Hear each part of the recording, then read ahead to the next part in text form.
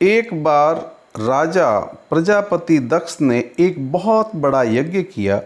उसमें सारे देवताओं को अपना अपना यज्ञ का भाग प्राप्त करने के लिए निमंत्रित किया गया, किंतु भगवान शंकर को उन्होंने इस यज्ञ में आमंत्रित नहीं किया। सती ने जब इसके बारे में सुना तो उनके पिता के अत्यंत विशाल यज्ञ का वो अनुष्ठान कर रहे हैं, तब उसका मन अपने पिता के उस महान यज्ञ के अंदर जाने के लिए विकल हो उठा। उन्होंने अपने पिता के यहाँ जाने की अपनी इस इच्छा को अपने पतिदेव भगवान शिव शंकर को बताई।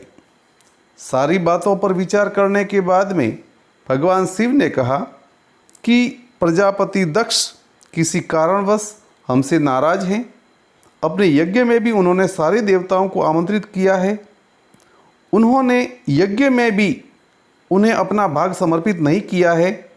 उन्होंने जानबूझ करके हमें नहीं बुलाया है, कोई सूचना तक हमें नहीं दी है। ऐसी स्थिति में वहाँ तुम्हारा जाना किसी भी तरह से लाभकारी नहीं है, श्रेयस्कर नहीं है। लेकिन पिता के यहाँ यज्ञ देखने, वहाँ जाकर माताओं से बहनों से मिलने की उनके मन में बहुत अधिक इच्छा थी और उसके परिणाम स्वरूप उन्होंने भगवान शिव के उस सलाह को मानना उचित नहीं समझा और वो भगवान शिव से बार बार अपना आग्रह करने लगी और अति आग्रह को देख करके भगवान शिव ने भी सती को यज्ञ में जाने की अनुमति दे दी।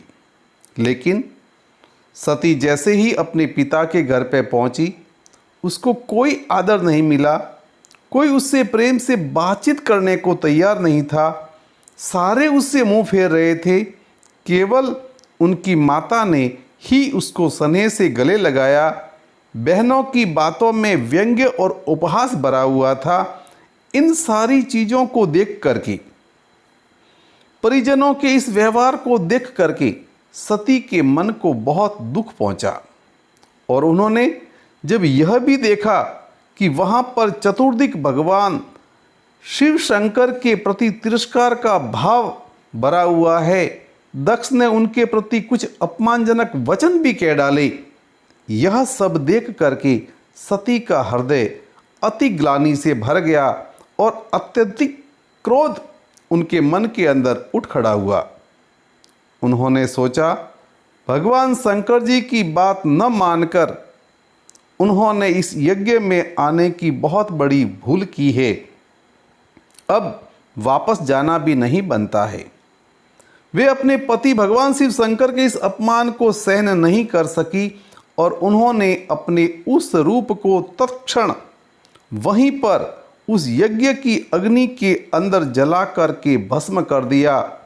और जब वज्रपात के समाचार, इस दारुण दुख की घटना के समाचार भगवान शिव शंकर के पास में पहुँचे तो भगवान शंकर ने क्रुद्ध होकर के अपने गणों को दक्ष के यज्ञ में भेज दिया। गणों ने वहां पहुंच करके यज्ञ को पूरी तरह से विध्वंस कर दिया। सती ने योग अग्नि के द्वारा अपने शरीर को भस्म कर दिया और कहते हैं कि भगवान शिव जो हैं उन्होंने उस अधजले शरीर को लेकर के और भयंकर तांडव किया।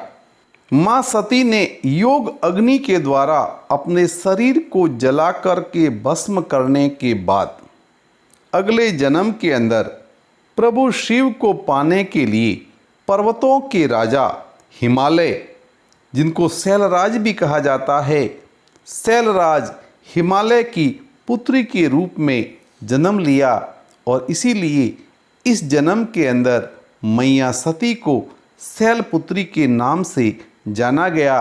माँ पार्वती, माँ हेमवती इन्हीं के नाम हैं और मैया शैलपुत्री ने देवताओं के गर्व का भी भंजन किया। नवदुर्गाओं के अंदर प्रथम पूज्य के रूप में माँ शैलपुत्री के रूप में मैया को पूजा जाता है। बोलिए मातेश्वरी की जय।